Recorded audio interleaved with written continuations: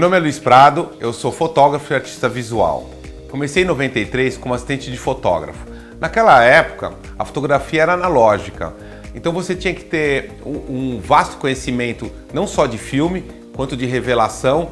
Para cada tipo de trabalho a gente escolhe um filme. Então se eu fosse fazer uma viagem, eu tinha que levar um filme certo para viagem, um filme para estúdio. A revelação também era igualzinho. Se eu fosse fotografar uma pessoa, a revelação era de um jeito. Você vai saturar uma cor, a revelação é de outra forma. O laboratório caminhava muito com o filme e não tinha espaço para erro. Quando você errava, você perdeu tudo. Era muito comum nos estúdios também os fotógrafos terem um laboratório preto e branco. Então eles já fotografavam, revelavam lá no laboratório e ampliavam. Essa parte de ampliação sempre me atraiu, porque era lá que você conseguia colocar as cores na foto. Então as pessoas acham que o preto e branco era só o preto e branco. Não, você tem a viragem sépia, onde entra no meio tom, você tem a viragem azul, você pode fazer azul e sépia, você pode solarizar, você pode oxidar, então dá um brilho prata assim. Então você tem diversas técnicas para colocar essas cores no papel.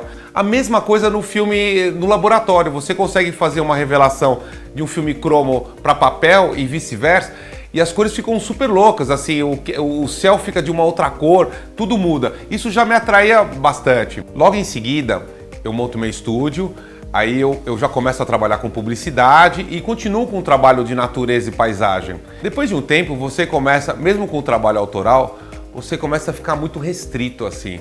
Você entende que aquele trabalho, ele falta algo, assim. Eu acho que essa é a hora que a gente para na carreira e fala assim, o que eu quero, você tem que procurar dentro de você. Foi aí então que eu procurei fazer uma imersão na arte. Eu passei uma jornada enorme com o Paulo Varela, que foi muito interessante, que eu fui provocado. Eu tive que tirar dentro de mim realmente aquilo que era a raiz, o que eu queria fazer. E logo de cara, eu já sabia que ia ter a ver com fotografia, com cor. E nesse momento, depois dessa jornada que foi muito intensa e foi muito provocativa, assim, eu tive um entendimento. Foi aí que eu me denominei o ladrão de cores. Por quê? Porque quando eu percebo que o meu trabalho era legal, só que era cor por cor, não tinha um sentido, e eu lembro muito do que o meu amigo Bruno Passos, o pintor, falava, pensa nos grandes, assim. Aí me veio o start, porque eu ficava pensando, por que esses grandes pintores escolhiam aquelas cores para pintar seus quadros? E eu resolvi experimentar. Eu vou pegar o quadro daquele pintor e vou pegar uma fotografia que tem a ver com aquele assunto de alguma forma. Então, um exemplo, quando eu fui fazer fiz a minha série em Nova York, eu utilizei o Basquiat. Por que o Basquiat? Primeiro porque já é um artista que me atrai as cores, é muito colorido, tudo. E depois pela sua história. Filho de imigrante, é negro, e ele também tem toda a sua história em Nova York, então nada mais casava com o meu trabalho, com as obras dele. A mesma coisa, eu escolhi Matisse para fazer Paris, pela história das cores. Matisse era um pintor que sempre falava, para mim o céu, ele não precisa ser azul, ele pode ser verde, a grama pode ser vermelha, é muito legal, e era justamente isso que eu queria trabalhar também. E eu fui fazendo diversos ensaios com diversos artistas e aí fui criando uma identidade. Cada obra ela tem uma relação com a foto. E uma vez, às vezes ela surge. Uma vez eu trabalhando na Itália e eu fui fotografando, estava fotografando as ruas, os lugares, tudo. E eu comecei a me atentar que em cada lugar tinha uma lambreta. Sempre tem uma lambreta, é engraçado porque é uma coisa que é muito ligada à Itália. Então em cada canto, e eu comecei a fotografar essas lambretas. Então tinha a lambreta encostada, a lambreta velha, quebrada, nova. E eu fui fazendo, tinha uma coleção de lambreta. Quando eu voltei, depois de muito tempo, eu falei, deixa eu dar uma olhada nessas lambretas. E aí eu falei, óbvio, a Itália, você tem o berço do Renascimento. E fiz uma série chamada As Lambretas do Renascimento, onde eu pegava pintores como Botticelli, Michelangelo, Da Vinci, tudo, e fui pintando as lambretas. Quando a Automotive Business viu o trabalho das lambretas, primeira pergunta que eles me fizeram, conseguimos fazer isso com carro? Aí foi lançado o desafio. Então a gente decidiu fazer uma homenagem à história do carro no Brasil. Aqueles carros que todo mundo tem uma memória afetiva, que todo mundo conhece, que o pai teve. Ou seja, carros legais. O primeiro passo para esse projeto era formar uma equipe.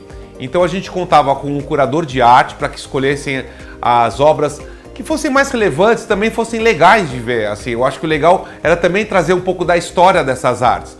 A mesma coisa com os carros, um jornalista que conhecesse o setor e pudesse falar que carros eram legais, carros a gente lembra, que carros tinham uma história interessante. Então, para esse projeto, foram escolhidos 70 carros, e aí o meu papel era fotografar os 70 carros, os 70 fundos, que tinham que ter a ver, porque na verdade não só a cor tinha relação com o quadro, mas como também o fundo. O que foi mais legal é que na minha cabeça a ideia é que eu achei que eu ia numa montadora, pegar um museu em qualquer lugar e fazer um carro que estava lá tudo.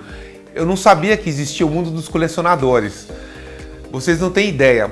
Eram garagens enormes com carros incríveis, às vezes até número 1 de fabricação no Brasil, carros completamente conservados, com tudo da época, totalmente original, tudo. Foi incrível, foi uma imersão no passado, assim, você poder entrar numa garagem e ver um carro. Eu lembrava muito, eu mesmo que tenho muita lembrança, pô, meu pai teve um carro desse, se você sentir o cheiro desse carro, traz muita memória, é muito legal, foi muito divertido. No final foi um trabalho muito interessante porque foram 70 quadros, 70 carros e 70 fundos, todos eles combinados pelas cores. Então o que unia tudo eram as cores. O trabalho final, qual era o objetivo do trabalho final? Era provocar o teu olhar. Quando você olhar o quadro e você olhar a arte, o teu olho já fala, cara, o quadro existe aqui, de outra forma ou não. Ou pela forma do fundo, ou pelo carro, ou de alguma forma o teu olho entende que os dois estão iguais. E o projeto Arte sobre Rodas tem o objetivo de levar arte e cultura para todos vocês. Não percam, vale a pena.